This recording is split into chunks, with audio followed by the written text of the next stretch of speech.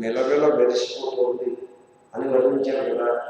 ఎంత బాగుందో అనే ఆ బాగుండడము అది బంగారంది.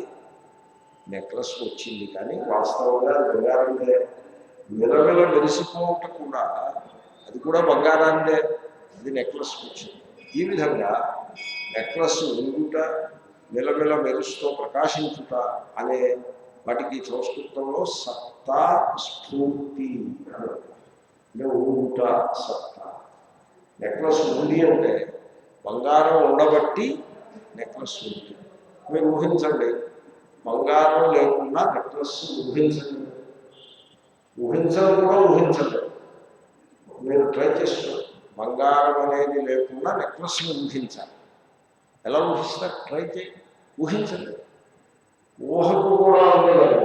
ఆ విధంగా నెక్లెస్ ఉంది అంటే ఆ ఉండడం బంగారం యొక్క ఉండడమే.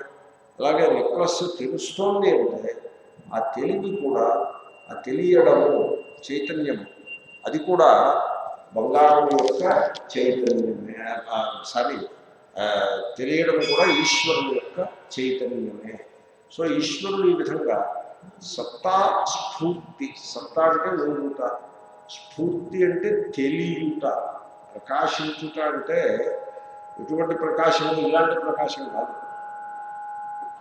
ఈ ప్రకాశం కూడా తెలియాలి, తెలుస్తూ ఉండాలి కదా, తెలియుట, తెలివి అనే ప్రకాశం. సో ఈ విధంగా సత్తాస్ఫూర్తుల రూపంగా సకల జగత్తును వ్యాపించి ఈశ్వరుడు శాసిస్తూ ఉంటాడు. అది ఆయన యొక్క శాసకత్వం. సో అదొక లక్షణం ఈశ్వర భావం. తర్వాత తాను సృష్టించినటువంటి జగత్తును మనుగడ కల్పించుట, ఆ జగత్తులకు మనుగడను అనుగ్రహించుట, స్థితి, దానికి వీర్యము అంటారు. ఐశ్వర్యము ఈశ్వర భావము, వీర్యము అంటే శక్తి, అనంతమైన శక్తితో కూడిన పరమేశ్వరుడు సకల జగత్తులకు ఆ మనుగడను కల్పిస్తూ ఉంటాడు. మీరు ఎప్పుడైనా ఆలోచించారా? అణువు ఉందనుకోండి, అణువులో శక్తి ఉంది. దానికి అణుశక్తి అనే పేరు మీ పేపర్లలో అక్కడ చూస్తున్నాం. బాంబులలో గల భయంకరమైన బాంబు అణుబాంబే. మామూలుగా 5000 పౌండ్ బాంబు అని వేస్తారు, ఈ యుద్ధాలు వేస్తూ ఉంటారు. 5000 పౌండ్ బాంబు అంటే 5000 పౌండ్ల బరువు ఉంటుంది. ఎంత ఉంటుంది అనుకుంటున్నారు? 5000 పౌండ్ల బరువు ఉంటే ఆ బరువుని మామూలు చిన్న విమానంలో దాన్ని పైకి లేపడం కూడా కష్టం. పెద్ద పెద్ద బాంబర్స్, B-52 బాంబర్స్, ఆ బాంబర్లో పెట్టుకుని దాన్ని ఆ విమానం నుంచి డ్రాప్ చేస్తారు. 5000 పౌండ్ బాంబు. ఏమండి, అణుబాంబు ఎంత ఉంటుందో తెలిసిన? మామూలుగా మీరు పోయిన ఆఫీస్కి పోయిన పట్టుకెళ్ళి టిఫిన్ క్యారేజ్ ఉంటుంది చూడండి, అంత బరువు కూడా అంతే ఉంటుంది.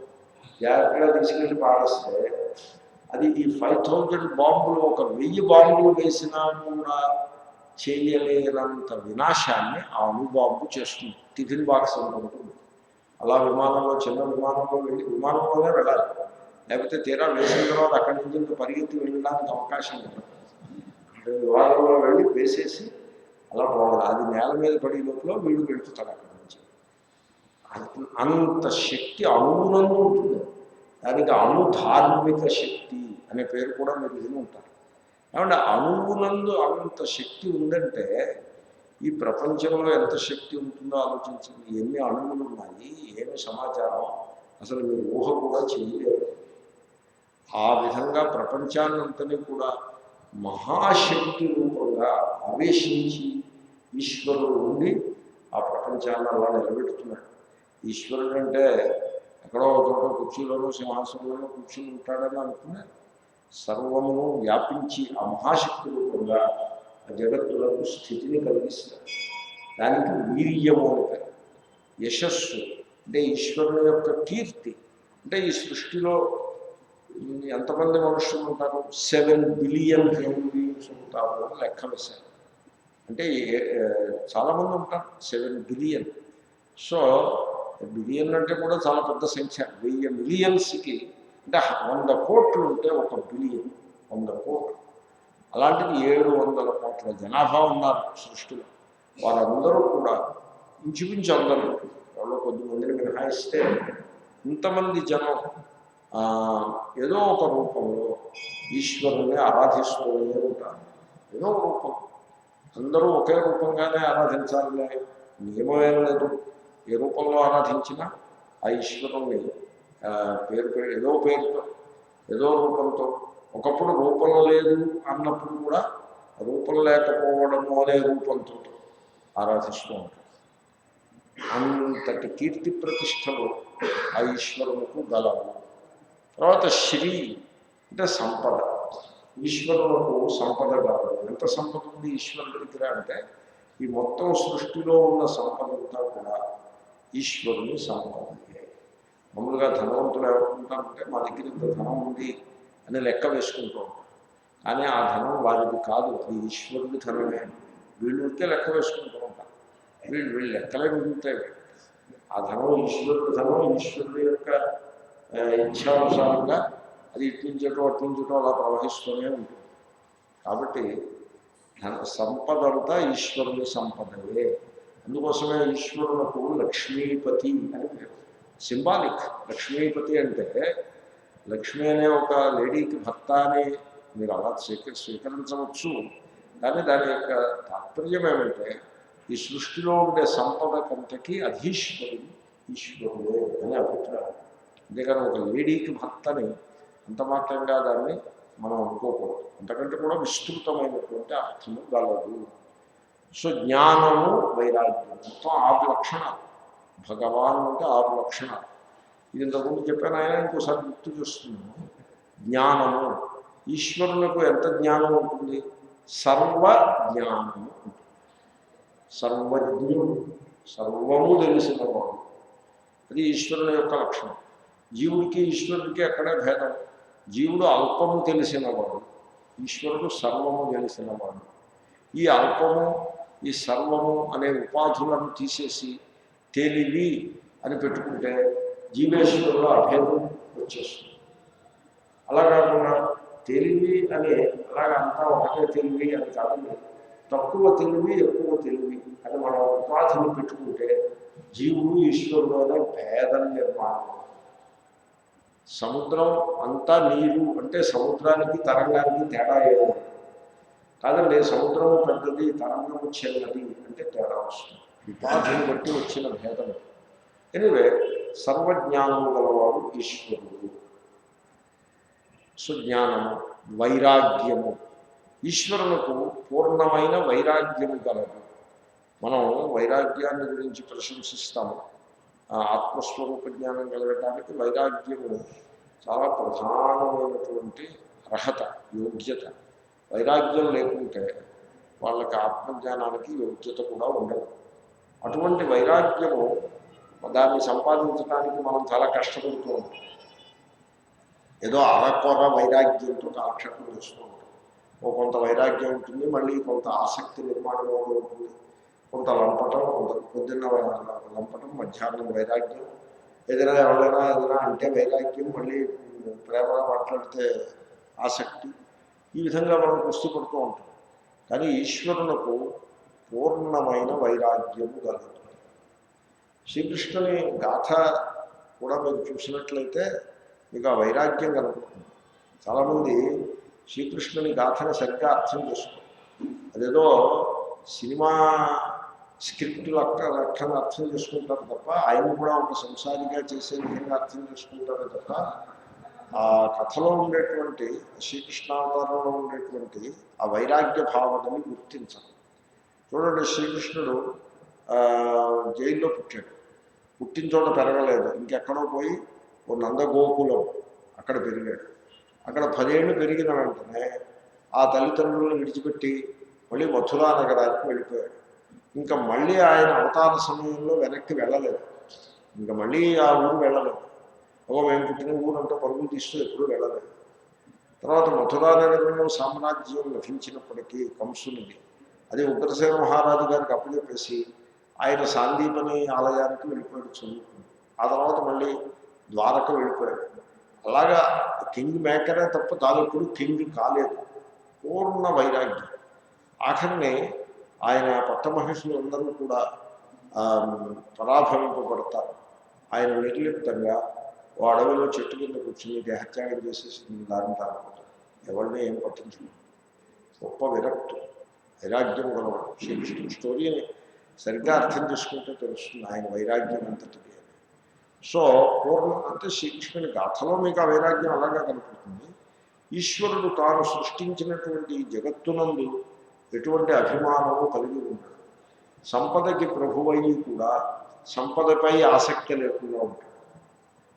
పూర్ణ వైరాగ్యం కనుక జీవుడు పొందగలిగితే ఆ క్షణంలోనే వారి యందు ఈశ్వరత్వము ఆవిష్కరింపబడుతుంది. సో ఆ విధంగా పూర్ణమైన వైరాగ్యము గలవాడు ఈశ్వరుడు. ఇవి 6 లక్షణాలు. నేను 1, 2, 3 అలా లిస్ట్ కింద చెప్పాను. ఈ 6 లక్షణములు గలవాడు ఈశ్వరుడు. ఆయనకు భగవాన్ అనే పేరు అందువల్ల వచ్చింది. భగవాన్ అంటే ధనవాన్ లాగా. ధనవాన్ అంటే అర్థమేమి? ధనము గలవాడు. భగవాన్ గుణవాన్ అంటే గుణము గలవాడు, గుణములు గలవాడు. అలాగే భగవాన్ అంటే భగశబ్దవాచ్యమైన ఈ 6 లక్షణములు గలవాడు. శ్రీ భగవాన్ ఉవాచ. ఉవాచ అని మామూలుగా ప్యాస్టల్స్ ఉన్నప్పటికీ మీకు వేదమంత్రాల్లో కానీ లేకపోతే భగవద్గీతలో కానీ ప్యాస్టల్స్ అవివక్షితము. అంటే అక్కడ వివక్ష లేదు, ఇంటెంట్ లేదు ప్యాస్టల్స్. ఇంకే ఏదో టెన్స్లో చెప్పాలి కాబట్టి చెప్పారు తప్ప దానికి అర్థము అన్ని టెన్స్లోనూ పనికొస్తుంది. భూతకాలం, వర్తమాన కాలం, భవిష్యత్ కాలం మూడింటికి సమానంగా వర్తిస్తుంది ఆ మాట, ఆ పలుకు. కానీ పుస్తకంలో మటుకు వాచ అంటే పలికెను అని. సో అంటే కాలములకు అతీతమైన సత్యాన్ని ఆయన చెప్తాడు అని అభిప్రాయం. శ్రీ భగవాను వాచ. హే పార్థ అని సంబోధించాడు. పార్థ అంటే పృథాయా పుత్ర. పృథ అంటే కుంతీదేవి, ఆవిడ పేరు పృథ. కానీ కుంతి అని పేరు వచ్చింది ఎందుకంటే కుంతిభోజ మహారాజు యొక్క కుమార్తె కుంతిభోజ దేశము యొక్క రాజకుమారి కనుక కుంతి అని అలాగా పేరు ప్రసిద్ధి చెందింది. కానీ తల్లిదండ్రులు పెట్టిన పేరు పృథ. ఈ పృథ అనే పదము పృథివీ అనే పదానికి దగ్గరగా ఉంది చూడండి. పృథివీకి ఎంత ఓరిమి సహనం ఉంటుందో ఈ పృథకు కూడా అంతటి సహనము గలదు. కుంతీదేవి నిజంగా చాలా గొప్ప సహన శక్తి గల ఆమె. ఎన్నెన్నో కష్టాలని ఆమె అలవోకగా సహించుకుంటూ ముందుకు సాగింది. ఆమె చాలా గొప్ప, ఆమె గొప్ప వైరాగ్య సంపత్తి గల గొప్ప క్యారెక్టర్ మహాభారతం మొత్తం మీద. ఆ కుంతి యొక్క పుత్రుడు, ఆ పృథ యొక్క పుత్రుడు కనుక పార్థుడు. నేను నిన్న మనవి చేశాను, అప్పట్లో వాళ్ళ పేర్లన్నీ కూడా తల్లిగారి పేరు నుండి స్వీకరించేవారు. రాముడికి కౌసల్యానందనుడు అని పేరు, శ్రీకృష్ణుడికి దేవకీనందనుడు అని పేరు, అర్జునునకు పృథానందనుడు అని పేరు. తండ్రి పేరు కంటే తల్లి పేరుకు ఎక్కువ ప్రాముఖ్యం ఇచ్చినట్టుగా మనకు స్పష్టంగా కనపడుతూ ఉంటుంది. కాబట్టి ఓ పృథాతనయ అంటే కుంతి యొక్క పుత్రుడా అని శ్రీకృష్ణుడు ప్రేమతో అర్జునుడిని సంబోధించాడు. ఈ కుంతి ఆమె శ్రీకృష్ణులకు అత్తయ్య అవుతుంది, అంటే తండ్రికి సిస్టర్, చెల్లెలు అవుతుంది. కాబట్టి ఆ రకంగా బంధుత్వం కూడా కలదు. కానీ శ్రీకృష్ణుడు మమకారంతో సంబోధించాడని అనుకోరాదు. ఇప్పుడు ఒక వ్యక్తిని మీరు సంబోధించేప్పుడు మమకారంతో సంబోధిస్తే అది ఆసక్తి అవుతుంది. మమకారం కాకుండా ప్రేమతో సంబోధిస్తే అది జ్ఞానం అవుతుంది. ప్రేమ ఉండాలి, మమకారం వేరు, ప్రేమ వేరు. ఎనీవే, సో ఇక్కడ శ్రీకృష్ణుడు అర్జునుడిని ప్రేమతో సంబోధించినాడా మమకారంతో సంబోధించాడా అంటే ప్రేమతోనే సంబోధించాడు, మమకారంతో కాదు. పృథ చాలా గొప్ప విరక్తురాలు. ఆమె యొక్క పుత్రుడు జ్ఞానంలో గొప్ప ప్రేమ గలవాడు, గొప్ప జిజ్ఞాసుడు.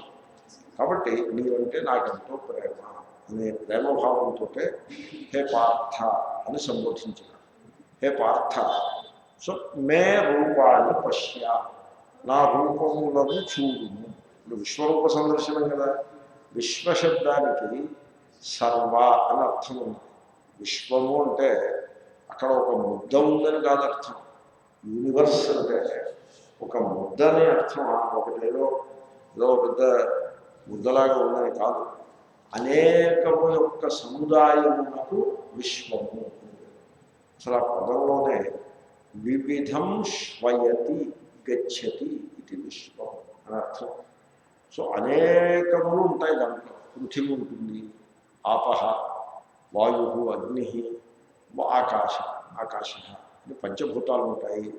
పంచభూతాలే కాకుండా ఆ పంచభూతములతో నిర్మాణమైన దేహములతో మనుష్యులు, పశువులు, పక్షులు, క్రిములు, కీటకములు, ఇది కాక పురాణ వాంగ్మయంలోకి వెళ్తే దేవతలు, గంధర్వులు, కింపురుషులు, కిన్నరులు అంటే పెద్ద లిస్టు. సో ఇన్ని రకాల ప్రాణులు ఉంటాయి. ఈ ప్రాణులన్నీ ప్రాణము లేనివి ఎన్నో ఉంటాయి, చెట్టు చేమలు ఉంటాయి. సో ఈ మొత్తం సముదాయములకంతకు, ఈ సమూహములకంతకు కలిపి విశ్వము అంటే. అంచేత విశ్వము అంటే ఒకటి కాదు, అనేకము యొక్క సమూహము. కాబట్టి ఈశ్వరుడు విశ్వరూపాన్ని చూపించాడంటే ఈ జగత్తులో ఉండే వివిధ రూపములను చూపించినాడు. అవన్నీ కూడా ఆయన రూపములే. ఇప్పుడు హిమవత్ పర్వతాన్ని చూశారనుకోండి, అంటే మీరు ఈశ్వరుని యొక్క ఒక రూపాన్ని చూశారు. గంగానదిని చూస్తే ఈశ్వరుని ఇంకో రూపాన్ని చూశారు. గోదావరిని చూస్తే ఇంకో రూపాన్ని చూశారు. కావేరిని చూస్తే మరో రూపాన్ని చూశారు. వింధ్యపర్వతాన్ని చూస్తే ఇంకో రూపాన్ని చూశారు. కోటిని చూస్తే ఈశ్వరుడు ఇంకో రూపాన్ని చూశారు. గోవును చూస్తే మరో రూపాన్ని చూశారు. మనిషిని చూస్తే ఇంకో రూపం. ఈ సకల రూపములు ఈశ్వరుని రూపములే. అంటే విశ్వరూపము అని అర్థం. సకల రూపములను తనలో ఇచ్చుకున్న రూపము విశ్వరూపము. ఆ విధంగా ఆయన ఇంట్రడ్యూస్ చేస్తున్నారు. ఇంకా చూపించడం తర్వాయి. చూపించే ముందు అర్జునునికి కొంత ఉపోద్ఘాతం. చూడబోయే అర్జున, చూడు నా రూపములను చూడు, ఎన్ని రూపములు ఉన్నాయి, భగవానుడికి ఎన్ని రూపాలు ఉన్నాయి. శతశ సహస్రశ, వందల, అబ్బే వందలు అనడానికి వీల్లేదు. సహస్రశ, వేలు అంటే అంతేనా? వందలు వేలేనా అంటే చూడండి, ఈ శతము ఈ సహస్రము అనే పదములకు అనంతము అని అర్థం. మంత్రం కూడా ఉండాలా, శతమనంతం భవతి అని మంత్రం. శతం అనగా అనంతము అవుతుంది. అంటే లెక్కలేనన్ని రూపములు, లెక్క పెట్ట శక్యము కానన్ని రూపములు అని చెప్పడం కోసం ఒక ఎక్స్ప్రెషన్ వందలు వేలు అంటారు. ఇప్పుడు చీమలు చూసి ఎన్ని చీమలు ఉన్నాయంటే వందలు వేలు ఉన్నాయంటే వందలు వేలు ఉన్నాయా చీమలు? అబ్బో లెక్క పెట్టలేనన్ని ఉన్నాయి. కానీ ఒక ఎక్స్ప్రెషన్ వందలు వేలు. అదేవిధంగా సో శ్రీకృష్ణుడు అంటాడు, నా రూపములను చూడబోయే వందలు వేలు అసంఖ్యాకములైన రూపములు. తర్వాత రూపములన్నీ కూడా ఒకే విధంగా ఉంటాయనుకోకూడదు. ఇప్పుడు ఒకప్పుడు అలా వర్ణిస్తారు పురాణంలో. వైకుంఠంలో అందరూ చాలామంది ఉంటారు, వాళ్ళందరూ కూడా 4 భుజములే కలిగి ఉంటారు. అందరూ కూడా శ్రీకృష్ణ విష్ణు భగవానుడు ఎలా అయితే చీనాంబరములను ధరించి ఉంటాడో పట్టు వస్త్రములను, వీళ్ళందరూ కూడా పట్టు వస్త్రములను ధరించి ఉంటారు వైకుంఠంలోనూ అని అనుకుని ఇక్కడ పట్టు వస్త్రాలు పెట్టుకుంటారు. వైకుంఠంలో అలా ఉంటారు ఊహించింది, వీళ్ళు ఇక్కడ కట్టేసుకుంటూ ఉంటారు. మంచిది. సో ఎనీవే, సో ఆ రకంగా అందరూ చతుర్భుజ ధారణలో ఉంటారు, అందరూ కిరీటములను ధరించి ఉంటారు, అలాగే చెప్తారు. అంటే వైకుంఠంలో మీకు ఎటు చూసినా విష్ణు రూపము గలవాళ్లే ఉంటారు అందరూ. అదే అలాగదా విశ్వరూపం అంటే అలాగా? అదే అలా కాదు. మీరు లోకంలో చూడండి ఎలా ఉంటుంది. నానా విధాని రూపాన్ని, ఒక రూపం ఉన్నట్టుగా ఇంకో రూపం ఉంటుంది. ఇప్పుడు కుక్కను చూసే రూపం అదొక రూపము, ఆవును చూస్తే మరో రూపము, గుర్రాన్ని చూస్తే ఇంకో రూపము. ఈ లోపల మనిషిని చూశారనుకోండి, అబ్బో 4 లెగ్ నుంచి 2 లెగ్కి వచ్చేసి ఎంటైర్లీ డిఫరెంట్ ఫామ్. ఈ లోపల కోతిని చూశారనుకోండి, అది ఇంకొక విలక్షణమైన రూపం, అత్యద్భుతమైన రూపం. నానా ఒక రూపానికి ఇంకో రూపానికి అసలు కోరికే లేదు. నానా విధాని రూపాన్ని. తర్వాత దివ్యాని రూపాన్ని, రూపములన్నీ కూడా అద్భుతంగా ప్రకాశిస్తూ ఉంటాయి. అంటే ప్రకాశిస్తూ ఉంటాయంటే మన వాళ్ళు అనుకుంటారు అది బల్బులు వెలుగుతూ ఉంటాయి చూడండి అలా వెలుగుతూ ఉంటాయని. అలా కాదు. అంచేతనే ఈ మహాత్ముల ఫోటోలో తీసినప్పుడు తల వెనకాల ఇలా రింగులాగా ఒక ప్రకాశం ఒకటి పెడతారు. అలా ఏమి ఉండదు, ప్రకాశం పెడతారు. అంటే అర్థం ఏంటి? ఆ ప్రకాశము అనే పదాన్ని దానికి ఫిజికల్ మీనింగ్ ఇచ్చారు. ఇప్పుడు మహాత్ముడు ప్రకాశిస్తున్నాడు, ఆయన గొప్ప మహాత్ముడు. అంటే గొప్ప మహాత్ముడు అంటే ఏమిటి? ఆయన తల చుట్టూ ఒక ఆరా ఆరా అంటారు, ఒక కాంతి పుంజం ఉంటే గొప్పనా? అలా ఉంటుందనా మీ అభిప్రాయం? అలా కాదు. గొప్ప మహాత్ముడు అంటే ప్రకాశించే మహాత్ముడు. ప్రకాశించడం అంటే ఏమిటి? బల్బు వెలిగినట్టుగా వెలుగుతూ ఉంటాడన్నా కాదు, జ్ఞాన ప్రకాశము కాదు. నిజానికి జ్ఞానప్రకాశం ఉన్న మహాత్ముడు మీకు అంత గంభీరంగా ఉంటాడు. మామూలుగా లోకంలో ఏ జ్ఞానము లేకున్నా చక్కగా ఫౌండేషన్ అది క్రీము పౌడరు అది వేసుకుని మంచి క్రాఫింగ్ అది గట్టిగా పెట్టుకుని మంచి ఆకర్షణీయమైన వస్త్రధారణ చేసి సో కళలో ఒకటి రేబ్యాన్ కళలో లాంటిది ఏదో ధరించి వస్తే అబ్బా ఎలా ప్రకాశిస్తున్నారు రా అనిపిస్తుంది. అది బాహ్యమైన ప్రకాశం, స్థూలమైన ప్రకాశం. అది అసలు ప్రకాశమే కాదు. అసలు ప్రకాశము అంటే జ్ఞాన ప్రకాశమే ప్రకాశం. బుద్ధిలో ఆ విజ్ఞానము లేకపోతే ఈశ్వర భావన, భక్తి భావన అలా నిరంతరము ఉజ్వలంగా ప్రకాశిస్తూ ఉంటుంది. అది రూపము. ఇప్పుడు మీరు చూడండి, ఆ చైతన్య శక్తి యొక్క ప్రకాశము అని అభిప్రాయం దివ్య శబ్దానికి. అసలు దేవుడు అంటే చైతన్య శక్తి నుంచే వచ్చింది. దివ్ అని ధాతువు, దివు కాంతం అని ఒక అర్థం. సో దివు నుంచి దేవుడు వచ్చింది అంటే ప్రకాశించువాడు. ప్రకాశించువాడు అంటే మనం ఏమనుకుంటామంటే బాహ్య ప్రకాశము అని అనుకుని ఆ దేవుడి చుట్టూ ఎలక్ట్రిక్ బల్బులు అవి పెట్టి ఆన్ చేసి పెడతారు.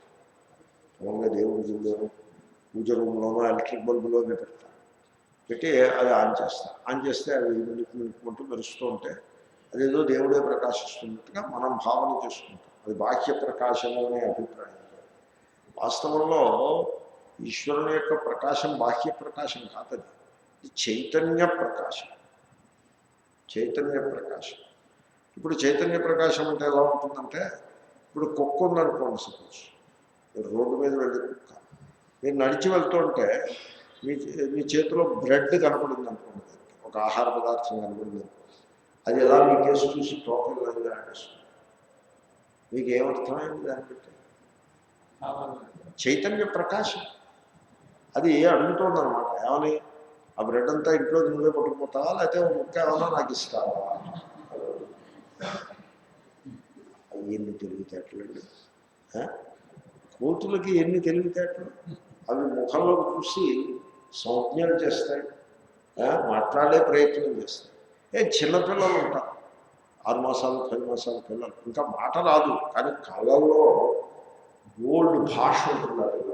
ఎంతో భాష చెప్పాలి, ఎన్నో విషయాలు చెప్తున్నాడా అన్నట్టు అనిపిస్తుంది, కానీ భాష అయితే ఉంది. ఆ చైతన్య ప్రకాశం ఉన్నది అద్భుతమైన చైతన్య ప్రకాశం. ఆ చీమలో కూడా ఆ చైతన్య ప్రకాశాన్ని మీరు గుర్తించవచ్చు. ఎలాగంటే, మీరు కాఫీ తాగేప్పుడు, కాఫీ పెట్టుకునేప్పుడు పంచదార కొంచెం పొరపాటుని చుట్టూ పడింది అనుకోండి, మీకు కనపడవు ఆ పంచదార కణంలో, కానీ చీమకి తెలిసిపోతుంది వీళ్ళు పంచదార వస్తున్నారు అని తెలిసిపోతుంది. అది ఎక్కడో ఉంటుంది, ఎక్కడో కొన్ని గిదాల దూరంలో ఎక్కడో ఆ మూల దాగి ఉంటుంది. దానికి తెలిసిపోతుంది వీళ్ళు పంచదార వస్తున్నారు అని. తెలిసిపోతే అది ఇంకో 10 మంది చీమలను పిలుచుకొస్తుంది, వాటికి మెసేజ్లు పంపిస్తుంది, రండి రండి రండి. అప్పుడు ఈ చీమలన్నీ కూడా ఒక ఆర్మీ, 3 లైన్లు 2 లైన్లు talk talk left right left right వస్తాయి. ఆ రకంగా చీమలన్నీ కూడా ఒక ఆర్మీ వచ్చినట్టుగా వచ్చి ఆ పంచదార పలుకుల్ని జాగ్రత్తగా భుజాలకెత్తుకుని, ఒక్క చీమ ఎత్తలేకపోతే 2-3 చీమలు కలిపి దాన్ని మోసుకెళ్తాం. మనుషులు మోసుకెళ్ళినట్టుగానే 2-3 మోసుకెళ్తారు. ఆ రకంగా ఆ ఒక్క పంచదార కణాన్ని జాగ్రత్తగా మోసుకెళ్తూ దారి తప్పడం అంటే ఏమిటో తెలియకుండా మళ్ళీ తమ పుట్టలోకి వెళ్ళిపోతాయి. ఎన్ని తెలివితేటలు! దాని ఎందున్న చైతన్య ప్రకాశం ఊహకు అందని చైతన్య ప్రకాశం. అది ఆ ఈశ్వరుని యొక్క ఒక దివ్యమైన రూపం. నేషనల్ జియోగ్రాఫిక్ ఛానల్లో ఒకసారి నేను ప్రోగ్రాం చూశాను. బ్రెజిలియన్ ఫారెస్ట్ ఉంటుంది, అమెజాన్ నదీ పరివాహక ప్రాంతంలో ఉంటారు. చాలా దట్టని ఫారెస్ట్, అడవి. కాకులు దూరని కారడవి అంటారు. అలాంటి అడవిలో అక్కడ రామచిలకలు ఉంటాయి. ఆ రామచిలకల యొక్క జీవిత చరిత్రని వీళ్ళు జాగ్రత్తగా పరిశోధించి మీకు అన్ని చూపిస్తారు. అది ఆ రామచిలక ఆడచిలక మగచిలక ప్రపోజ్ చేస్తుంది. ఓ చిలుక, నేను నిన్ను ప్రేమిస్తున్నాను అని దీనికి ఇది చెప్తుంది దాని భాషలో. చెప్తే సరే నేను ఆలోచిస్తాను అంటుంది ఆడచిలక. 1 సంవత్సర కాలం పరిశీలిస్తుంది, 1 ఇయర్. ఈ 1 ఇయర్లో ఈ మగచిలక తప్పిపోకుండా, విసుగు చెందకుండా ఆడచిలక వెనకాల వస్తూ దానికి సేవ చేస్తూ ఉండాలి 1 ఇయర్. 1 ఇయర్ అయిన తర్వాత అంగీకారాన్ని తెలుపుతుంది. అప్పుడు ఆ 2 జంట చిలకలు. మనుషుల్లో ఈ మాత్రం తెలివితేటలుంటే ఎంత అద్భుతంగా ఉంటుందో. తర్వాత ఆ చిలక గూడు ఎక్కడ ఉంటుందో తెలిసిన, కొన్ని కోట్ల చెట్ల మధ్యలో ఒక మహావృక్షం యొక్క 2 కొమ్మల మధ్యలో చిలక గూడు, పుడకలతో పెట్టిన గూడు. అది ఆ గూడు నుంచి పైకి ఎగురుతుంది. పైకి ఎగిరి 10-20 మైళ్ళ దూరం పడుతుంది. కానీ సాయంకాలం అయ్యేప్పటికీ దారి తప్పకుండా కరెక్ట్గా తన గూటి దగ్గరికి వస్తుంది. నావిగేషన్, విమానాలలో నావిగేషన్ ఉంటుంది. విమానం దారి తప్పిందనుకో ఇంకెక్కడికి వెళ్తుందని, దారి తప్పదు. విమానం కరెక్ట్గా వెళ్లాల్సిన చోటుకే వెళ్తుంది. సరిగ్గా అదేవిధంగా ఈ చిలకలు కూడా, ఆ పక్షులకు కూడా అద్భుతమైనటువంటి దిక్కును తెలుసుకునేటువంటి శక్తి ఉంటుంది. అది దారి తప్పదు. సో ఆ విధంగా వాటిల్లో ఆ చైతన్య శక్తి, అద్భుతమైన చైతన్య శక్తిని మీరు చూడవచ్చు పశుపక్ష్యాదులలో. ఇక పశువులో పక్షులో అలా ఉంటాయి. ఇక మనుష్యులలో కూడా ఆ చైతన్యం యొక్క శక్తి పాండిత్యం రూపంగా, తెలివితేటల రూపంగా ఎంతో మనకి దర్శనం ఇస్తుంది. ఇవన్నీ కూడా ఆ పరమేశ్వరుని యొక్క చైతన్య శక్తితో ఉజ్వలంగా ప్రకాశించేటువంటి వివిధ రూపములు. వీటన్నిటినీ చూడుకుంటున్నారు. ఇవన్నీ కూడా విశ్వరూపం. ఇది విశ్వరూపం ఉంటుంది. మామూలుగా విశ్వరూపం అంటే ఒకటి నిలబెడతాడు, ఇటు 24 అలా కాదు.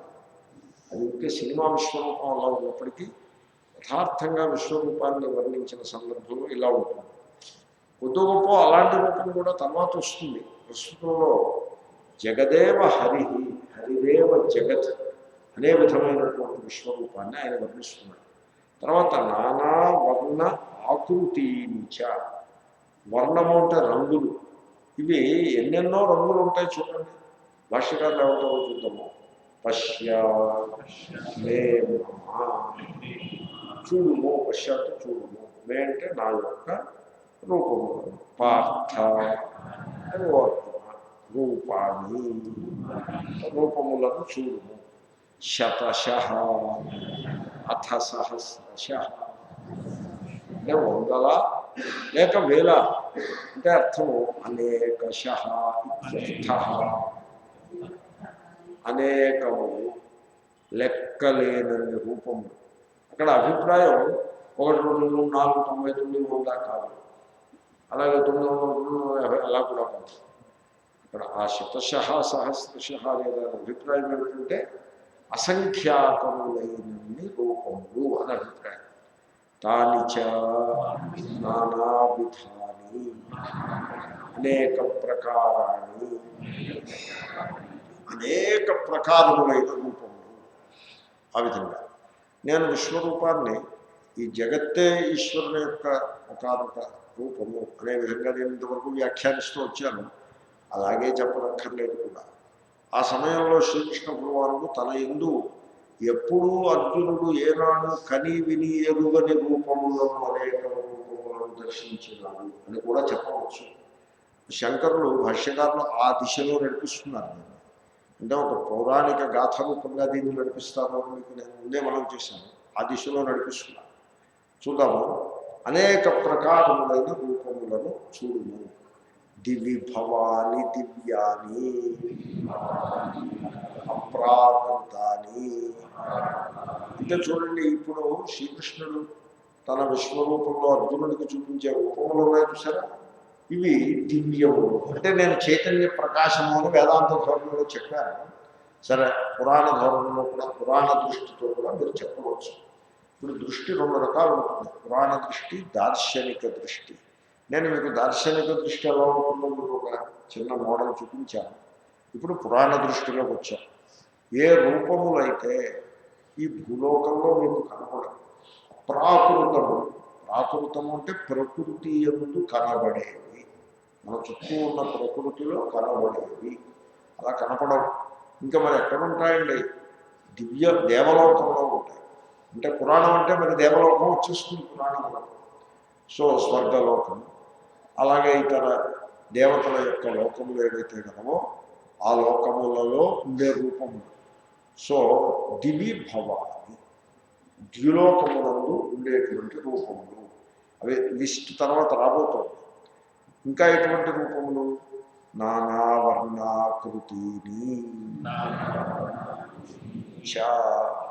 నానా విలక్షణా నీలపీతాది ప్రకారా వర్ణా. ఈ రూపములకు అంటే అప్రాకృత రూపములు. అప్రాకృత అంటే మన చుట్టూ ఉండే ప్రకృతి ఏమి కానరానివి, అంటే దేవలోకములందు మాత్రమే దర్శనమిచ్చే రూపములు. అవి ఆ రూపములు అనేక వర్ణములను కలిగి ఉన్నాయి. విలక్షణములైన అంటే భిన్న భిన్నములైన రంగులను కలిగి ఉన్నాయి.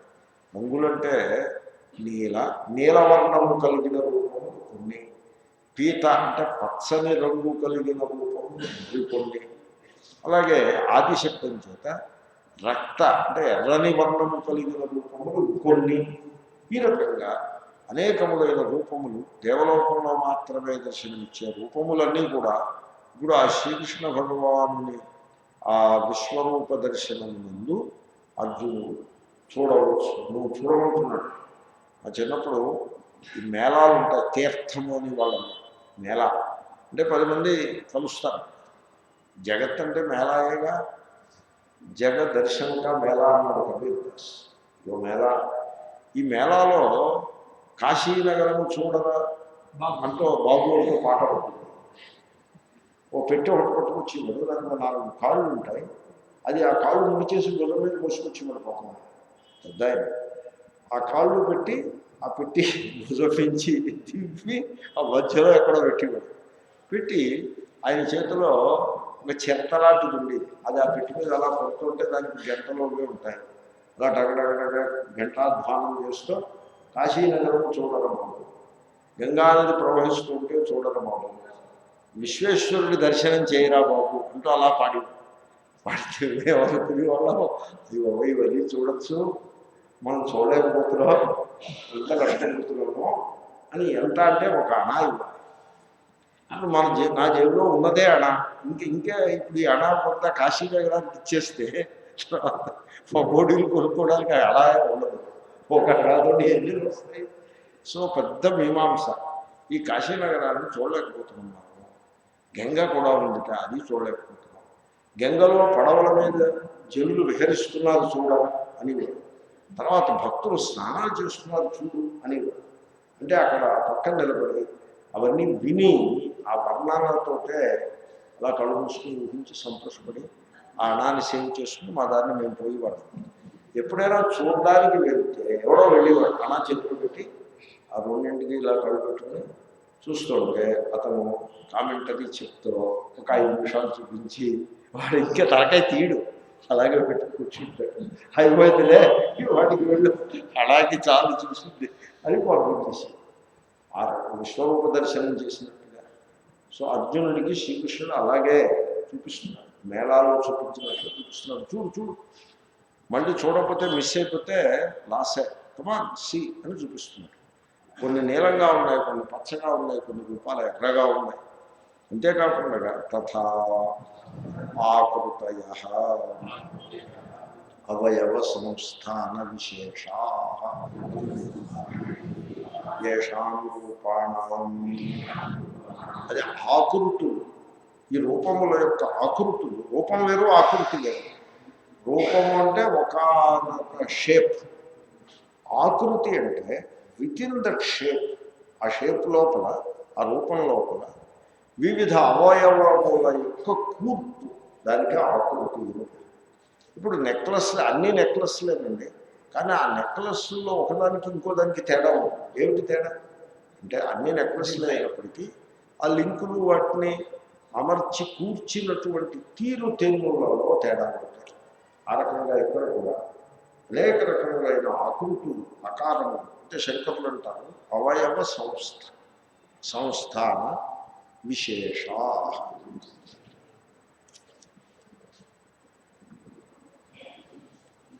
వేర్వేరు అవయవముల యొక్క కూర్పు.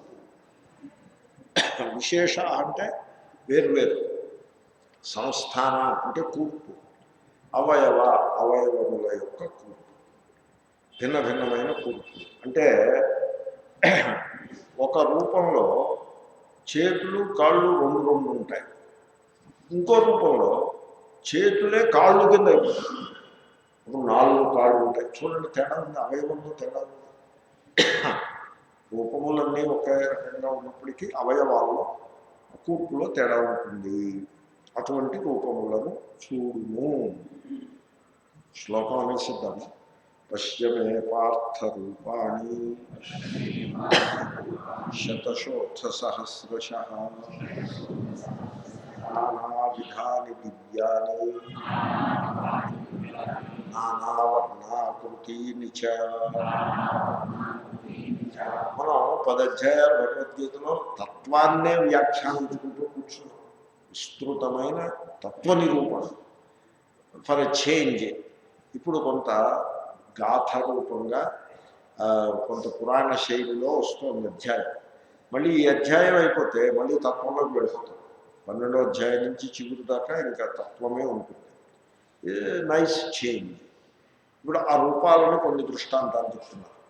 పశ్యాదిత్యాన్ వసూన్ రుద్రాన్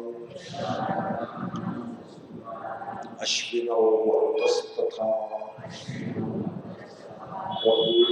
వృష్టపూర్వాణి పశ్యాశ్చర్యాణి భారత. నాకు ఆ శ్లోకం చూస్తుంటే ఆ కాశీనగరం చూడరు బాబు అనేదే గుర్తుకొస్తుంది. అతని డైలాగులు కూడా ఇలాగే ఉంటాయి. పశ్యా చూడు, తర్వాత అద్భుతాన్ని ఆశ్చర్యాన్ని చూడు, ఆశ్చర్యాలు ఎన్నో ఉన్నాయి చూడు, అదృష్టపూర్వాణి నువ్వు ఎప్పుడు చూడనివన్నీ కూడా దీని లోపల బంధించబడి ఉన్నాయి చూడు అని అలా చెప్తాడు. ఆ కాశీనగరం శ్రీకృష్ణుడు కూడా అలాగే చెప్తున్నాడు. సో చూడబోయే బహుని చాలా ఉన్నాయి చూడు, అదృష్టపూర్వాన్ని ఎప్పుడూ నువ్వు ఇంతకు ముందు చూసినవి కావు, ఆశ్చర్యాన్ని అద్భుతాన్ని కలిగించేటువంటివి చూడు చూడు అని ప్రోత్సాహం వస్తుంది. ఏమిటవి? భారత అని సంబోధన. భారత అంటే మామూలుగా భరత వంశీయుడైన ఓ అర్జున అని అర్థం. అది మామూలు అర్థం. అయితే వేదాంతంలో కొంచెం ఆ పదాలని దార్శనిక దృష్టికోణంలో చూడడం అనే లక్షణం ఉంటుంది కదా, సింబాలిక్గా. సో ఈ వంశంలో పుట్టాడు, ఆ వంశంలో పుట్టాడు అనేది కాదు ఆ పాయింట్. ఆత్మస్వరూపానికి వంశమే ఉంది. కాబట్టి భారత అంటే భాయాం రత భారత. భా అంటే మీరు ప్రభా అనే మాట విన్నారు కదా, ప్రభా అన్న భా అన్న ఒకటే. ఆ ప్రాణుడు ఉపసర్గ ఇంకే అర్థాన్ని కొంచెం బలం చేస్తుంది తప్ప పదం అదే. ప్రభ అంటే ఏమిటి? ప్రకాశం. భాన అంతే అర్థం. సో ఏ ప్రకాశం? నేను ఇందాక మనం చేశాను, పై మెరుగు కాదుగా. ఆ మెరుగు అలాగ మెరుగులాగా ఉంటే ఉపయోగం. ఆ మెరుగు ఎంతోసేపు ఉంటుంది. ఆ పై మెరుగు కాదు, లోపలి ప్రకాశం, జ్ఞాన ప్రకాశం. అది భా అంటే ఆ జ్ఞానం అనే ప్రకాశం నుండి భయాం రత ప్రీతి గలవాడు. సాధారణంగా పై అలంకారాలకి ప్రీతి గలవాడికి లోపల ఏముండదు, లోపల ఉండదు. మీరు వినుంటారు విద్యా ఏకం భూషణం అంటే ఏదో పద్యం ఉంది. విద్యయే భూషణం. బాహ్యములైనటువంటి కుండములు చూడమని ఇవన్నీ భూషణములు కానే కావు. విద్య ఒక్కటియే భూషణం.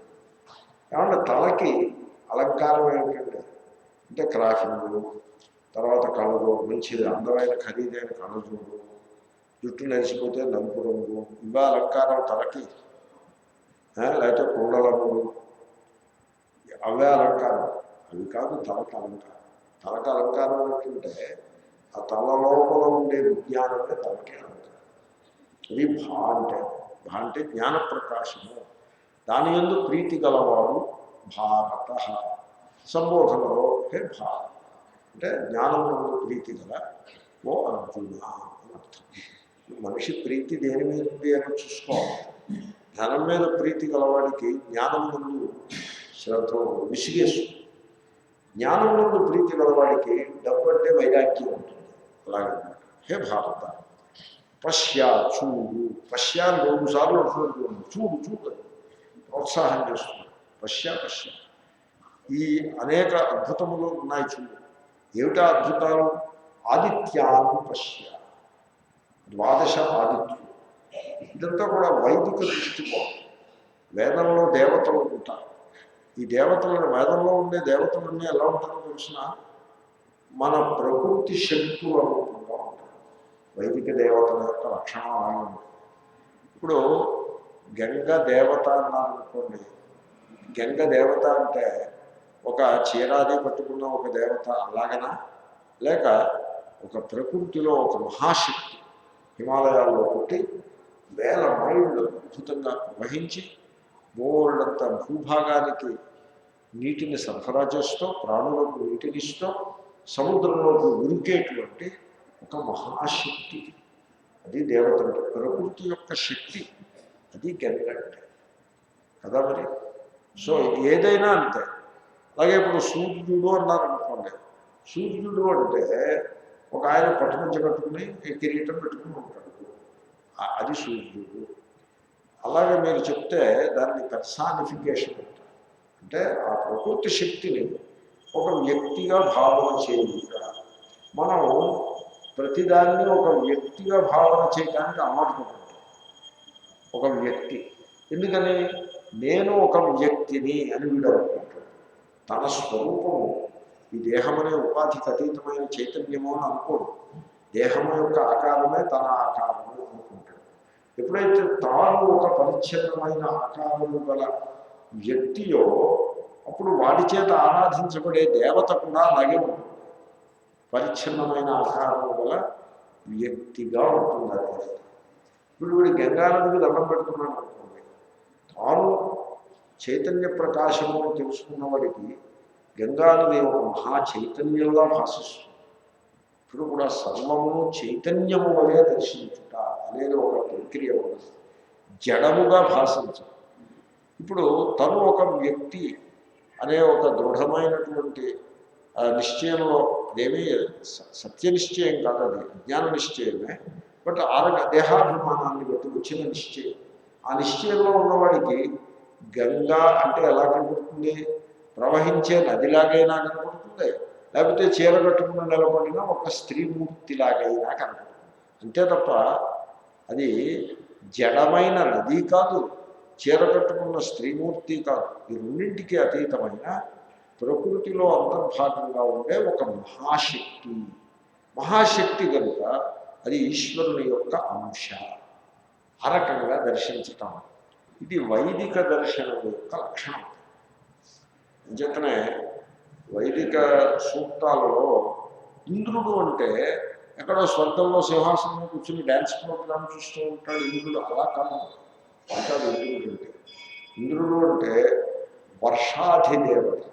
వర్షం పడటానికి ఆలంబనమైనటువంటి ఒక మహాశక్తికి ఇంద్రుడు అంటే. అలాగే ఆదిత్యుడు, సూర్యుడు. సూర్యుడు అంటే ప్రకృతి యందు ప్రకాశించేటువంటి ఒక మహాశక్తి. సూర్యుని యొక్క మహిమ ఇంతటిది అంతటిది కాదు, ఎంత గొప్ప శక్తి. అయితే ఈ సూర్యుడిని ఆ వైదిక ఋషులు 12 రూపాలుగా దర్శించారు. ఏమిటి 12 ఎందుకు వచ్చింది అంటే చూడండి, ఆ ఋషులు ఎలా దర్శించారో ఆ దర్శనాలను మీరు గమనించండి. సూర్యుడిని వాళ్ళు సంవత్సర రూపంగా దర్శించారు. సూర్యుడు అంటే సంవత్సరమే అని దర్శించారు. ఏమిటి సంవత్సరము అంటే సూర్యుని యొక్క గతిని కనుక మీరు జాగ్రత్తగా పరిశీలించినట్లయితే ఆ ఒక జోడియాక్కను ఏదో అంటారు, ఆ రాశులన్నిటినీ ఒక రాశి నుంచి ఇంకో రాశిలోకి, ఇప్పుడు ఇది మకర రాశిలోకి వచ్చిన సంక్రమణం. సంక్రమణము అంటే ప్రసరించుట, ముందుకు సాగుట. సో అలా సాగుతూ ఏదో ఒక రాశి నుంచి ఇంకో రాశిలోకి వచ్చారు, మకర రాశిలోకి వచ్చారు, నక్షత్ర మండలంలో జోడియాక్ అని అంటారు. అలా సూర్యుడు ఒక రౌండ్ కొట్టేప్పటికీ పట్టే సమయం సంవత్సరం. కాబట్టి సంవత్సర నిర్మాణం చేసి ఎవరు? సూర్యుడు. ఎలా చేస్తున్నాడు ఆయన? తన యొక్క గమనం చేత సంవత్సరము అనే కాలాన్ని నిర్మాణం చేస్తున్నాడు.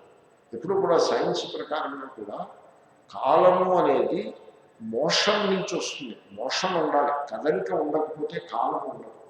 ఏదో ఒక కదలిక ఉండాలి. అంచేతనే వాచీలో కూడా ఏదో ఒకటి కదులుతూ ఉంటుంది. పాత వాచీల్లో అయితే ముళ్ళు తగిలేవి, కొత్త వాచీల్లో అయితే అటామిక్ వైబ్రేషన్ అవి పెడతారు. ఇంకో అది కూడా వైబ్రేట్ అవుతూ ఉంటుంది. ఏదో ఒక కదలిక ఉండాలి. కదలిక లేకపోతే కాలం ఉండదు. ఆ యాటంలో ఇటు నుంచి ఇటు, అటు నుంచి ఇటు అలా కదలడానికి పట్టే సమయము ఒక సెకండు అనుకోండి. నేను రఫ్గా చెప్తాను. అలా కదలడానికి పట్టే సమయము, ఆ విధంగా కదలిక నుండి సమయం వస్తుంది. కదలిక లేనిదే సమయం ఉండదు. సూర్యుని యొక్క కదలిక ద్వారా లేదా సూర్యుడు తన కదలిక ద్వారా సంవత్సరము అనే కాలాన్ని నిర్మాణం చేస్తున్నాడు. కాబట్టి సూర్యుడికి సంవత్సర స్వరూపుడు అని పేరు. వేదంలో అలా దర్శిస్తారు. ఆ సంవత్సరంలో మళ్ళీ నెలలు ఉన్నాయి 12. కాబట్టి సంవత్సరము సూర్యుని యొక్క స్వరూపం అయితే ఆయన యందు ఎన్ని అవయవాలు ఉంటాయి? 12 అవయవాలు ఉంటాయి. ఏ పోనీ 12 అంటే ఇంకా మీరు విడదీస్తే 365 అవయవాలు ఉంటాయి. అలా విడదీసుకుంటూ ఇంకా ఎక్కువ వస్తాయి. కానీ స్థూలంగా ఫస్ట్ సైట్లో సంవత్సర స్వరూపుడైన సూర్యుని యందు ఎన్ని అవయవములు ఉండును అంటే 12 అవయవములు ఉండును. కాబట్టి ఇప్పుడు ఈ భాష గమనించండి. సూర్యుని యందు 12 భాగములు అంశములు గలవు అని ఒక వాక్యం. దాన్నే నేను తిప్పి ఇంకోలా చెప్తా చూడండి. 12 మంది సూర్యులు గలవు. తెలిసిందండి? సూర్యుని యందు 12 అంశాలు గలవు అంటే దార్శనిక దృష్టి అంటారు. 12 మంది సూర్యులు ఉన్నారు అంటే దాన్ని పురాణ దృష్టి అంటారు. 12 మంది సూర్యులు ఉన్నారా? మీరు ఎంతమంది సూర్యులను చూస్తున్నారు? ఒక లెక్కలో చెప్పాలంటే 12 మందిని ఎక్కడ చూస్తున్నామండి? ఒక్క సూర్యుడినేగా మనం చూసింది అని మీరు అనవచ్చు. లేదా ఒక్క సూర్యుడు అనొద్దు మీరు. ఎందుకంటే శీతకాలంలో సూర్యుడు, వేసవికాలంలో సూర్యుడు ఒకటేనా? వేసవికాలంలో సూర్యుడు లెక్క లేదు. అసలు అటుకేసి కళ్ళెత్తి చూడడం కూడా చూడండి. శీతకాలం సూర్యుడు అంటే ఏముంది? ఇంచుమించు చాలాగా ఉంటాడు, చెరువులా ఉంటాడు. చిన్నపిల్లలు కూడా అలా కళ్ళు అప్పగించి చూడగలుగుతారు. ఎంత తేడా ఉండదు చూడండి. కాబట్టి సూర్యుడు అంతా ఒక్కటి కాదు. వేసవికాలం సూర్యుడు వేరు, శీతకాలం సూర్యుడు వేరు. మరి వర్షాకాలం సూర్యుడు అసలు కనపడినా కనపడదు, ఉన్నాడా లేడా అన్నట్టుగా కూడా జాగ్రత్తగా ఉంటాడు. ఆ సూర్యుడు వేరు అంటూ ఆ రకంగా నెలకో సూర్యుడి చొప్పున మీరు భావన చేస్తే 12 మంది సూర్యులు వస్తారు. అదిగో పశ్య ఆదిత్య, 12 మంది సూర్యులను చూడును అంటే అర్థం ఏంటంటే ఒక సంవత్సర కాలంలో మీరు సూర్యుడిని ఫోటో తీస్తే కంటిన్యూస్ ఫోటో, ఇది ఒక స్కీమ్ ఉంది. మీరు ఎప్పుడైనా గమనించారో లేదో నేను మీకు దృష్టాంతం చెప్తూ చూడండి.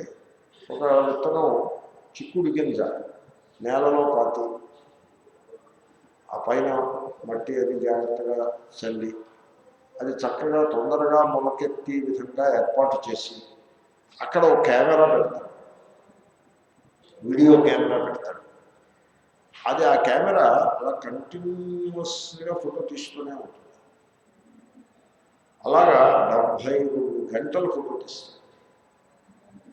72 గంటలు ఫోటో తీస్తే 72 గంటలు అయ్యేప్పటికీ ఆ చిక్కుడు కింద మట్టిలో ఉన్నది అది పగిలి ఆ మట్టిని కొంచెం ఇటువంటి పక్కకి తొలగించి అలా చెట్టు తీసి పారేసినట్టుగా పక్కకి తోసేసి అది చిగురు పైకి పెట్టుకుంది ఇలాగా 72 గంటలు అదంతా ఫోటో తీస్తాం. కాబట్టి ఫోటో తీసి మీకు ఒక్కసారిగా చూపిస్తాడు, మొత్తం అంతా వేగంగా చూపిస్తాడు. అలా చూస్తుండగానే ఆ గింజ దాంట్లో ఉంటుంది, మట్టి కదులుతున్నట్టు అనిపిస్తుంది, ఇంతట్లోకి మట్టి పక్కకి పోతుంది, ఆ గింజ పగిలిపోతుంది, ఇలా వచ్చి కూర్చుంటుంది. ఎప్పుడైనా చూసారా? టీవీలో చూపిస్తూ ఉంటాం. వాడు 72 గంటలు తీసిన దానిని కండెన్స్ చేసి మీకు ఒక 10 సెకండ్లలోనో 20 సెకండ్లలోనో చూపిస్తాడు. అది విశ్వరూపం. ఒక సంవత్సర కాలం మీరు సూర్యుడిని ఫోటో తీసి ఆ వీడియో తీసి ఆ వీడియోనంతని కంప్రెస్ చేసి ఒక నిమిషంలో చూపిస్తే అత్యాశ్చర్యంగా ఉంటుంది. సంవత్సర కాలంలో సూర్యుడిలో వచ్చే మార్పులన్నింటినీ ఏకకాలంలో శ్రీకృష్ణుడు అర్జునుడికి చూపిస్తున్నాడు. పశ్య ఆదిత్య. అయితే ఇది రూపం గురించి చెప్పా. ఇంకోటి చెప్తాడు. ఈ చిక్కుడు గింజ కథే. ఆ చిక్కుడు గింజని అక్కడ మట్టిలో జాగ్రత్తగా అతి 72 గంటలు అక్కడ ఒక మైక్రోఫోన్ పెట్టి ఆ సౌండ్ని రికార్డు చేస్తాడు. సౌండ్ ఉంటుంది కదా, వైబ్రేషన్ ఉంటే, కదలిక ఉంటే శబ్దం ఉంటుంది.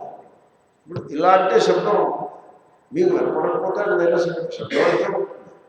ఇప్పుడు ఎండుటాకు కింద పడ్డప్పుడు శబ్దం అవుతుంది, ఎప్పుడైనా గమనించారా? అది గమనించడం అభ్యాసం. చాలా సున్నితమైన శబ్దం. ఎప్పుడైనా మీరు అది గమనిస్తే ఆ అవేర్నెస్ బాగా ఇంటెన్స్గా తయారు, ఒక మెడిటేషన్, ధ్యానం.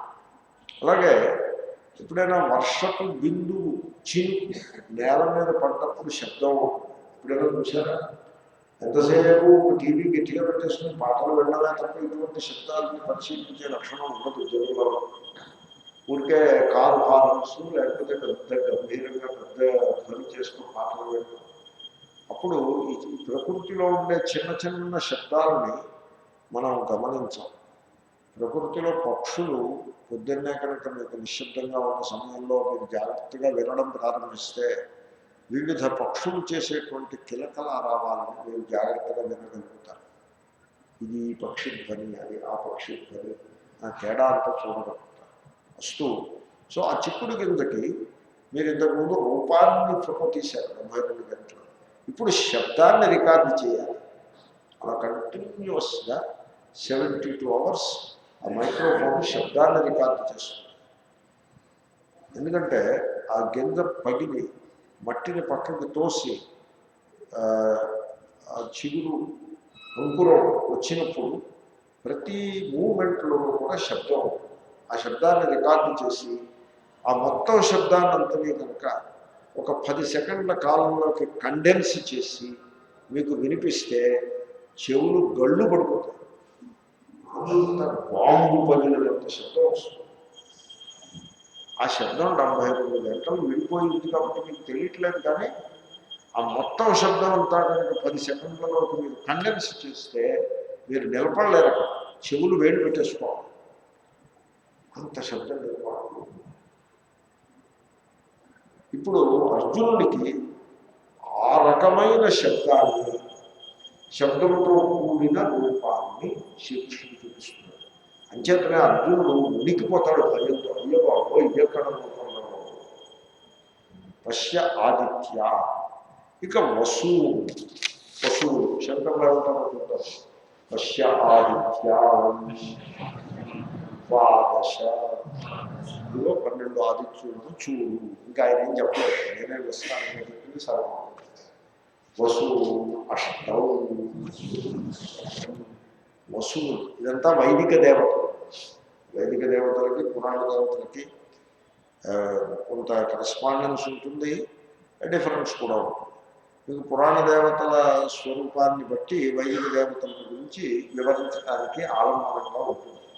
ఇప్పుడు మీరు చెప్పండి నాకు, శివుడు ఉన్నాడు అనుకోండి, శివ పరివారంలో ఎంతమంది ఉంటారు?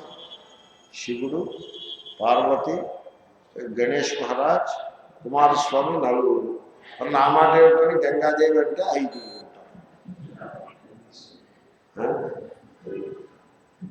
విష్ణు పరివారం అనుకోవాల్సి వెంకటేశ్వర స్వామి ఉన్నారు. ఎంతమంది ఉంటారు? శ్రీదేవి భూదేవి సమేత వెంకటేశ్వర స్వామి. మీరు వెంకటేశ్వరుడు అని అంటే ఆయన కోపం వచ్చినా రావచ్చు. ఆయనకు వచ్చిందో మానిందో పూజారికి అయితే ఎవరంటాం, అలా అనుకోవడం. శ్రీదేవి భూదేవి సమేత వెంకటేశ్వర స్వామి అనాలి. కానీ ఏదో గొడ్డు కోసం పేరు పెట్టినట్టుగా వెంకటేష్ అనుకోవడం కదా. మొత్తం పరివారాలందరూ కూడా లెక్కే. ఇది పురాణ పరివారం. ఇలాంటి దృష్టాంతాలు ఇంకా చెప్పచ్చు. పురాణ పరివారం అలా ఉంటుంది. వైదిక సంప్రదాయంలో వచ్చేప్పటికి కొంచెం పరిస్థితి మారుతుంది. ఆదిత్యులు ఎన్ని, వసువులు అని ఇంకో దేవతాగణము గలరు. ఎన్నో తెలుసిన యనమండుగురు, యనమండుగురు వసువు. ఈ యనమండుగురు వసువులు ఏమిటా అని ఆలోచిస్తే ఈ అగ్ని వసువులలో ఒకడు.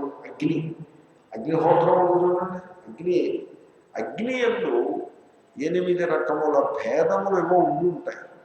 ఆ భేదాలను పురస్కరించి ఎలా అయితే ఆదిత్యుని యందు 12 భేదాలు ఉన్నాయో, అగ్ని యందుండే 8 భేదాలను బట్టి అగ్నికి ఆ వసువులు అని పేరు. వసువు అంటే ప్రకాశించేది అని అర్థం. అయితే సంపద అని కూడా అర్థం. లేకపోతే నివాసమునకు ఏర్పాటు చేసేది ఇంకేదో కూడా అర్థం ఉండవచ్చు. మొత్తానికి ఆ అగ్నిహోత్రానికి, అగ్ని దేవుడికి సంబంధించి 8 రూపములు, వాటికి వసువులు అని పేరు. నిజానికి 8 వసువులు అగ్నిలోకంలో ఉంటారని కూడా పురాణంలో చెప్తారు. సో ఆ 8 వసువులకు అంటే అర్థం అగ్నిదేవుని యొక్క 8 విలక్షణమైన రూపములన్నింటినీ ఒక్కసారిగా ఆ శబ్దంతో సహా శ్రీకృష్ణుని యందు అర్జునుడు చూచినాడు. వసువులు అష్టం. ఇక రుద్రుడు 11 మంది ఉంటారు. ఏకాదశ రుద్రులు ఎప్పుడు 11 మంది ఉంటారు. రుద్రులు అంటే కొంత ఇబ్బంది పెట్టే దేవతలు. దేవతల్లో కూడా ఇప్పుడు లక్ష్మీదేవి, జ్యేష్ఠాదేవి అని 2 దేవతలు ఉన్నారు. మీరు వినుంటారు. దీంట్లో లక్ష్మీదేవి మనకి అనుకూలమైన దేవత, సంపదలు వచ్చేది. జ్యేష్ఠాదేవి అంటే లక్ష్మీదేవికి అక్కగారు. ఆవిడ ఫస్ట్ ఆవిడే. అది ఎవరు అంటే మనకు అనుకూలం కాదు, మనకి కష్టాన్ని ఇచ్చేటువంటి దేవత. పూర్వానికి ఒక కథ మీరు వినుంటారు. జ్యేష్ఠాదేవి, లక్ష్మీదేవి వీళ్ళిద్దరికీ పోటీ వచ్చింది. మనలో ఇద్దరిలో అందమైన వాళ్ళు ఎవరు అని పోటీ వచ్చింది. ఇప్పుడు కూడా అందరూ వాళ్ళలో వాళ్ళు సెటిల్ చేసుకోవడానికి వీళ్ళేది. ఎవరో మరొకరిని అడగాల్సి ఉంటుంది. స్త్రీ యొక్క అందాన్ని గురించి ఇంకో స్త్రీని అడగడం కంటే పురుషుని అడిగితే వాడు కరెక్ట్గా చెప్పగలుగుతాడు. కాబట్టి వాళ్ళిద్దరూ ఏం చేశారంటే ఒక సేఠ్జీ దగ్గరికి వచ్చి, ఏ సేఠ్జీ, మా ఇద్దరిలో అందమైన వాళ్ళు ఎవరు అని అడిగారు. నేను లక్ష్మిని, ఆమె జ్యేష్ఠ, మా ఇద్దరిలో అందమైన వాళ్ళు ఎవరు అని అడిగితే ఆయన గుండెల్లో రాయిపోయాడు. ఎందుకంటే ఇద్దరిలో ఎవరి కోపం వచ్చినా సమస్య. లక్ష్మీదేవి కోపం వస్తే వీటి లక్ష్మంతా అపహరించుకుంటుంది. జ్యేష్ఠాదేవి కోపం వస్తే ఆవిడ వచ్చి నెత్తిమీ కూర్చుంది. అప్పుడు కష్టం. సో ఎలాగా ఆయన అన్నాడు, చూడండి మీరు ఆ మెయిన్ గేట్ నుంచి లోపల నుంచి మెయిన్ గేట్ వరకు అలా ఎట్లు ఫ్యాషన్ షోలో నడుస్తాను చూడండి, అలా నడిస్తే చూసి నేను సౌందర్యాన్ని చెప్తాను అని అన్నాడు. అంటే వీళ్ళిద్దరూ అలా పక్క పక్కన వెయ్యారుగా ఆ మెయిన్ గేట్ నుంచి ఇక్కడి నుంచి మెయిన్ గేట్ దగ్గరికి నడిస్తే అప్పుడు చెప్పాడు, లక్ష్మీదేవి మెయిన్ గేట్ నుంచి లోపలికి నడుస్తుంటే చాలా అందంగా ఉంది, జ్యేష్ఠాదేవి లోపల నుంచి బయటికి నడుస్తుంటే చాలా అందంగా ఉంది. అప్పుడు ఇద్దరు కూడా సంతోషించి ఆశీర్వదించి వెళ్ళిపోయారు. సో ఆ రకంగా చూసారు. దేవతలలో కూడా ఒక దేవత మనకు అనుకూలం, ఇంకో దేవత మనకి ప్రతికూలం. ఈ రుద్రులు అలాంటి రోదయంతి రుద్రా 2 రకాలుగా చెప్పారు. రోదంతి, రుదంతి రుద్రా. ఏడుస్తున్నారు కాబట్టి రుద్రులు అని పేరు. ఏడిపిస్తున్నారు కాబట్టి రుద్రులు అని పేరు. ఏదైనా ఇబ్బందే. ఏడుస్తున్నా ఇబ్బందే, ఏడిపిస్తే మరీ ఇబ్బంది. మొత్తానికి ఆ దేవతలకు కూడా ఓ దండం పెట్టి, అయ్యా మీరు మమ్మల్ని ఏడిపించద్దు అని ప్రార్థించడం కూడా అవసరమే. సో అటువంటి దేవతలు రుద్రులు, ఏకాదశ రుద్ర. ఈ రుద్రులు ఏడిపిస్తున్నారు అంటే ఎప్పుడు కోపంగా ఉంటారన్నమాట, అంచేతనే ఏడిపిస్తారు. అంచేతనే ఆ రుద్రుని ప్రార్థించే తీరు కూడా నమస్తే రుద్రమన్యవక్తో దక్షలే నమః. మీరు వినుంటారు, శివరాత్రిలో అభిషేకాలు వీటికి చేస్తూ ఉంటారు. సో హే రుద్ర, తే మన్యవే నమః, నీ కోపానికి వదన్నారు. తే ఇషకృత, మరియు తే ఇషవే నమః, నీ బాణానికి వదన్నారు. బాణంతో పొడిచి ఏడిపిస్తాడు. బాణము అంటే బ్యాక్టీరియా, కడుపులో స్టమక్ బ్యాక్టీరియా ఏదైనా వచ్చేదనుకోండి, ఇంకా అవి పోవాలి పీడిస్తూ అది బాణం కిందే ఉంటుంది. లేకపోతే యాసిడ్ రిఫ్లక్స్ కూడా రుద్రుడి యొక్క బాణమే. ఈశ్వరుని యొక్క బాణం అంటే వ్యాధి, వ్యాధే బాణం ఆయన. వ్యాధి అనే బాణంతో కొడతాడు. కొడితే వీడు కుయ్యో మొగో అని ఏడుస్తూ ఉంటాడు. ఆ విధంగా ఏడిపిస్తారు రుద్రుడు. ఒకప్పుడు మనుషుల్ని ఏడిపించడమే కాకుండా పశువుల్ని కూడా ఏడిపిస్తారు. వీడు ఆవును పెంచుకుంటున్నాడు అనుకోండి, ఆవుని ఏడిపిస్తారు. ఏడిపిస్తే వీడికి కాఫీలో పాలు ఉంటుంది. ఆవు దేవుడు వ్యాధి చేస్తే పాలు. కాబట్టి మమ్మల్ని ఏడిపించద్దు, మా పశువులను ఏడిపించద్దు అని ప్రార్థన ఉంటుంది. సో పశువులకు కూడా. కాబట్టి ఈ దేవతలు, ఈ రుద్రులు ఉన్నారే, 11 రుద్రులు ఉన్నాయి. ఇవి ఎలాగంటే 11 రకాల ఏడుపులు ఉన్నాయి జీవితంలో అని చెప్పినట్టు, లేకపోతే మనకి 11 రకాల దుఃఖాలు కలుగుతాయని చెప్పినట్టు అయినట్టు. సంథింగ్ సిమిలర్ టు ఏకాదశ రుద్ర. ఆ 11 రుద్రుల్ని ఒక్కచోట నిలబెడితే ఒళ్ళు జలధరిస్తుంది. అమ్మవారు ఆ విశ్వరూపంలో 11 రుద్రులు ఒక్కచోట పెట్టినట్టు. అంటే మీరు ఊహించండి, ఈ జ్వరములు ఉంటాయి చూసారా, ఈ జ్వరములను దేవతలుగా భావం చేస్తారు పురాణంలో. మశూచి, విషజ్వరం, టైఫాయిడ్ జ్వరం, తర్వాత చికెన్ గునియా, ఫ్లూ జ్వరం. ఈ జ్వర దేవతలందరూ పక్క పక్కన జట్టు కట్టుకుని నిలబడాలనుకోండి. ఇంట్లో ఏ ఒక్క దేవత మన వైపు చూసిగా మనం చాలా కష్టాలు పడవచ్చు. అలాగే 11 దేవతలు అలా నిలబడి ఉంటే ఒళ్ళు జలధరించుకో, మనిషి తెలుసుకుంటాడు. అర్జునుడికి అదే అది మనం ఎవరో చూడబోతున్నాము. 11 రుద్రులు ఉన్నారు చూసుకో. ఇక అశ్వినం అని వీళ్ళిద్దరు ట్విన్ ఫిజీషియన్స్, ఇద్దరు డాక్టర్లు, టీం అన్నమాట. ఎప్పుడు వీళ్ళిద్దరూ వైద్యం చేసేప్పుడు ఇద్దరు కలిసి చేస్తారు. అశ్విని దేవతలు ఉంటారు, డివైన్ ఫిజీషియన్స్. ఎప్పుడైనా లోకంలో కూడా మీకు ఇద్దరు డాక్టర్లు కలిసి చేస్తున్న సందర్భాలు ఎక్కడైనా ఉంటే ఉండొచ్చు. అలాంటి దేవతలు. ఇంద్రుడికి ఒకసారి జ్వరం వచ్చింది. వస్తే అశ్విని దేవతలు వినిపిస్తే ఆయన ఆ అశ్విని దేవతలు ఏదో ఒక వృక్షం యొక్క రసాన్ని, చెక్క రసం చేసి, ఏదో కథ వేదం, ఆ రసాన్ని ఆయనకు తాగిపిస్తే ఆయనకి జ్వరం పోయింది అంటే ఆయన కథ. సో ఈ అశ్విని దేవతలు ఇద్దరు, వీళ్ళిద్దరినీ ఆ విశ్వరూపంలో శ్రీకృష్ణుడు అర్జునుడికి చూపించినాడు. బాగుంది, వెరీ నైస్. మరుతస్తథ, ఇది కొంచెం డేంజర్ కూడా.